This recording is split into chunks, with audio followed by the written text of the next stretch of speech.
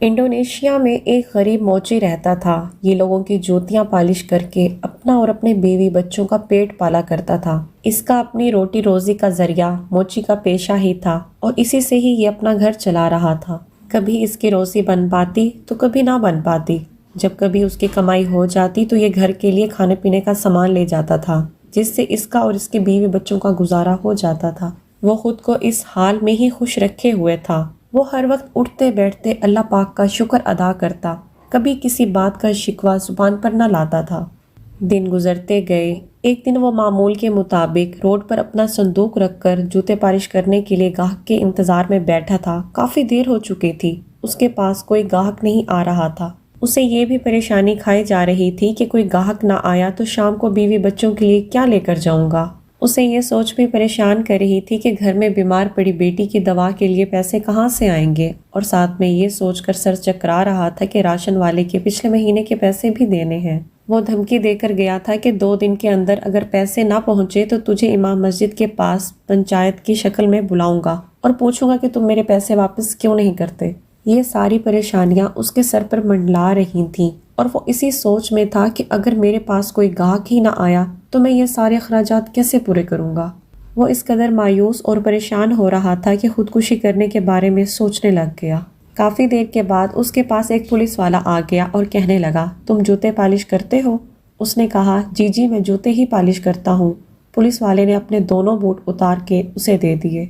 बेचारा मोची पुलिस वाले के जूते पालिश करने बैठ गया और इससे ख्यालात में गुम हो गया कि ये बंदा काफ़ी अच्छे पैसे देकर जाएगा। जैसे ही पॉलिश मुकम्मल हो गई तो उसने पुलिस वाले के सामने उसके जूते रख दिए। पुलिस वाले ने जूते पहने और कोई भी बात किए बगैर उसके पास से ऐसे चला गया जैसे उसे जानता ही ना हो, और ना ही उस गरीब बेचारे को मुआवजा दिया। बेचारा मोची सुबह से गाहक के इंतजार में बैठा था कि कोई आएगा जिसकी वजह से मेरी रोटी रोजी बन जाएगी ताकि मैं अपने बच्चों के लिए कुछ लेकर जा सकूं। पर उसके सारे ख्वाबों पर पानी फिर चुका था, क्योंकि इतनी देर बाद एक ऐसा गाहक आया था जिससे इसकी उम्मीद की किरण जाग उठी थी। पर पुलिस वाला अपना काम फ्री में निकलवा कर चलता बना। अब शाम हुई तो ये मोची अपने घर आ गया। उसकी बीवी ने उससे पूछा, सुनाओ खाने के लिए कोई सामान लाए हो? तो उसने अपनी बीवी को बताया कि आज रोजी नहीं बनी, आज सब्र कर लो, कल बेहतरी होगी। मैं कल आप लोगों के लिए कुछ न कुछ जरूर लेकर आऊंगा। खैर जैसे कैसे रात गुजर गई, सुबह हुई। मोची अपने काम की तरफ चला आया। यहाँ आकर उसने अपने संदूक को सड़क के किनारे पर रख दिया और अल्लाह पाक का नाम लेकर ग्राहकों का इंतजार करने लग गया। उस दिन उसकी काफ़ी अच्छी कमाई हुई तो ये शाम को अपने बीवी बच्चों के लिए सामान लेकर गया और कुछ पैसे राशन वाले को भी दिए। खैर 3-4 दिन बाद दोबारा वही पुलिस वाला अपने 2 और साथियों के हमरा उसके पास आया और तीनों पुलिस वालों ने अपने जूते उसे पालिश करने के लिए दे दिए। अब मोची ने इन जूतों को चमकाना शुरू कर दिया।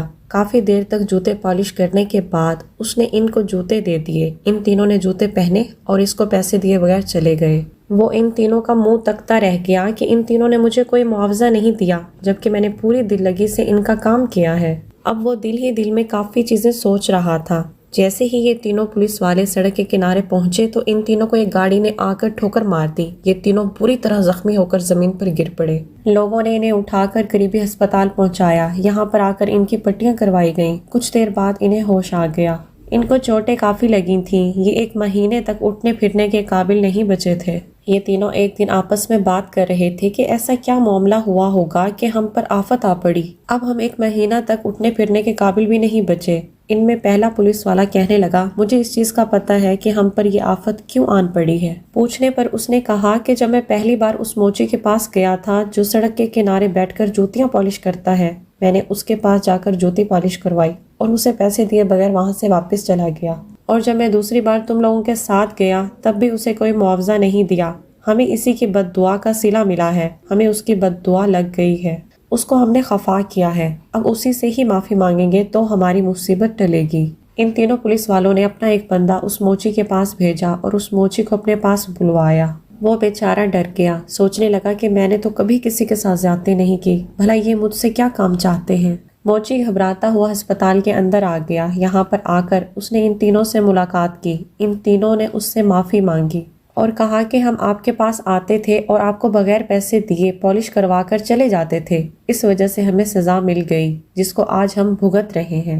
پھر ان تینوں نے اپنے اپنے بٹووں سے پیسے نکال کر اس موچی کو دیے اور اس سے کہا کہ ہمیں معاف کر دینا اور ہمارے حق میں دعا کرنا، ہم بلا وجہ ہی تم کو معاوضہ دیے بغیر کام کرواتے رہے، اور ہو سکے تو ہماری اس خطا کو معاف کر دینا۔ پھر ان تینوں نے اس موچی کو اچھی خاصی رقم دی۔ موچی نے ان تینوں سے کہا کہ بھائی دیکھو، میں نے آج تک تم پر کوئی آہ نہیں نکالی تھی، میرے بیوی بچے کافی دنوں سے بھوکے تھے اور ان کو کھانا کھلانے کے لیے میرے پاس کچھ نہیں تھا، پر میں نے یہ چیز آپ کے اوپر ظاہر نہیں کی اور نہ ہی آپ کو پیچھے سے بلا کر کہا کہ مجھے پیسے دیتے جائیں، بس جیسے آپ کو اچھا لگا آپ نے کیا۔ میری دعا ہے کہ اللہ پاک آپ کو صحت والی لمبی زندگی دے۔